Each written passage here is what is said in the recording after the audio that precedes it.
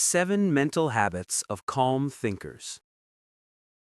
There is a certain kind of person who, in the middle of a crisis, goes quiet. Not quiet because they have nothing to say, not quiet because they are checked out or indifferent.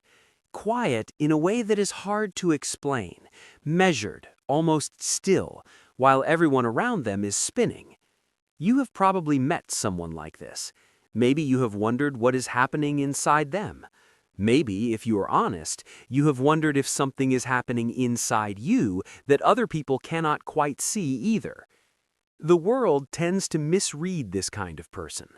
Calm gets confused with coldness. Stillness gets misread as detachment. In a culture that often treats visible emotional reaction as proof of depth, the person who does not visibly react is sometimes assumed to feel less, to care less, to be in some quiet and unflattering way less present than everyone else. That is almost always wrong. What we are actually talking about is a particular relationship with the mind, a set of mental habits that are almost never discussed as habits because they do not look like effort from the outside. They look like personality. They look like temperament. But research in cognitive neuroscience and behavioral psychology tells a different story. These are learned patterns, practiced orientations, ways of processing that, once understood, reveal something genuinely surprising about how certain minds have learned to move through the world. These are the mental habits of calm thinkers, and there is considerably more going on beneath them than most people realize. The first habit is something researchers sometimes call cognitive defusion, and it begins with a deceptively simple shift. Where most people experience a thought and immediately merge with it, calm thinkers have developed the practice of noticing a thought from a small distance, not suppressing it, not arguing with it, just observing it with a kind of quiet curiosity, the way you might watch a cloud pass rather than becoming the weather.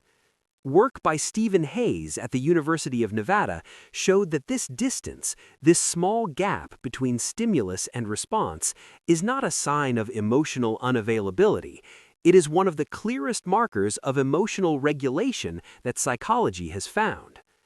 The second habit is a particular tolerance for uncertainty, where the anxious mind moves quickly to close open questions, to resolve, to decide, to know. The calm thinker has developed what psychologists call a high tolerance for ambiguity.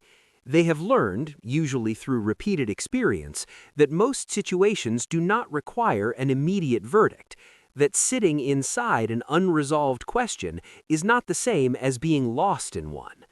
Research on intolerance of uncertainty consistently shows that the discomfort most people feel in ambiguous situations is not actually about the situation, it's about the discomfort of not knowing. Calm thinkers have separated those two things. The third habit is perhaps the hardest to describe, but the most recognizable when you see it. It's a kind of internal anchoring, the ability to locate themselves in the present moment even when the mind is pulling hard toward some imagined future catastrophe or past regret. Neuroscience has given us a useful frame here. The default mode network, the brain's resting state activity, is heavily oriented toward narrative thinking, toward story, toward projection, toward the construction of worst-case scenarios. Calm thinkers are not immune to this, but they have developed the habit of returning, of noticing the drift, and gently, without drama, coming back. The fourth is one that tends to surprise people. Calm thinkers are often deeply comfortable with emotion, their own and other people's. This is counter to the assumption that calm means unmoved. What it actually means is that they do not experience strong emotion as an emergency. Somewhere along the way, and this is important, they developed what attachment researchers call a secure relationship with their own internal states. Feeling something intensely does not mean something has gone wrong, it means something is real happening. That distinction, which sounds minor, changes everything about how a person moves through difficulty. The fifth habit is about narrative. Specifically, calm thinkers are unusually good at revising the story they tell about hard events. Not in a toxic positivity way, not by insisting things are fine when they are not, but in the way that psychologist James Pennebaker documented in decades of research on expressive writing. When people are given the space to re-examine a difficult experience and find a coherent meaning within it, their physiological stress responses actually change. Calm thinkers do this naturally and often quietly. They are always, on some level, editing, looking for the frame that makes the most sense of what happened. The sixth is a counterintuitive one. Calm thinkers often move slowly, not because they are disengaged, but because they have learned to distrust their first interpretation. Psychologist Daniel Kahneman spent decades mapping the difference between fast, automatic thinking and slow, deliberate thinking. Calm thinkers have a kind of earned skepticism of the fast read. They have learned, usually the hard way, that the first thing the mind produces in a high-pressure moment is often not the most accurate thing. So they pause. They let the first wave pass. What looks like hesitation is usually something closer to discernment. The seventh is the quietest of all. It's the practice of not needing resolution right now, of allowing something to remain open, unfinished, unresolved, without that incompleteness becoming a source of suffering. Psychologists working in the acceptance and commitment tradition call this willingness. Not resignation, not indifference, a genuine, practiced willingness to carry something difficult without demanding that it change on a particular timeline. It's the mental equivalent of learning to walk in the rain without resenting the weather. Here is what matters about all of this. These habits are not gifts. They are not signs of a person who has suffered less, or felt less, or cared less about what happens to them. In most cases, they are the opposite. They are adaptations.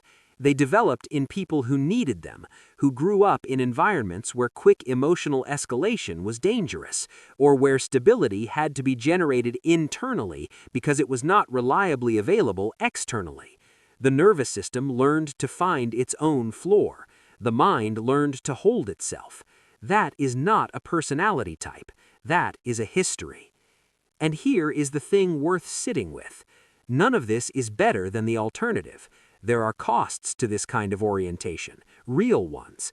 The calm thinker can sometimes be slow to ask for help because self-regulation has become so automatic that need is not always visible, even to themselves.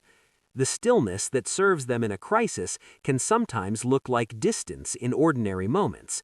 These are not flaws. They are the trade-offs that come with any particular way of being. What is worth saying, clearly and without qualification, is this.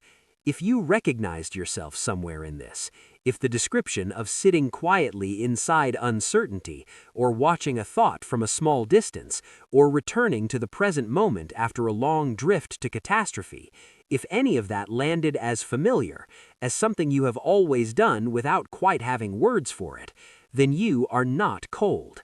You are not checked out. You are not less than the people around you who react more visibly. You have a particular kind of mind, one that has learned something genuinely difficult. And that way of being, quiet, grounded, watching, has value that the world does not always recognize. There is one more thing about this kind of mind that tends to surprise the people that have it. Something about what happens when it finally feels safe enough to stop being calm. If that feels relevant, it might be worth exploring next.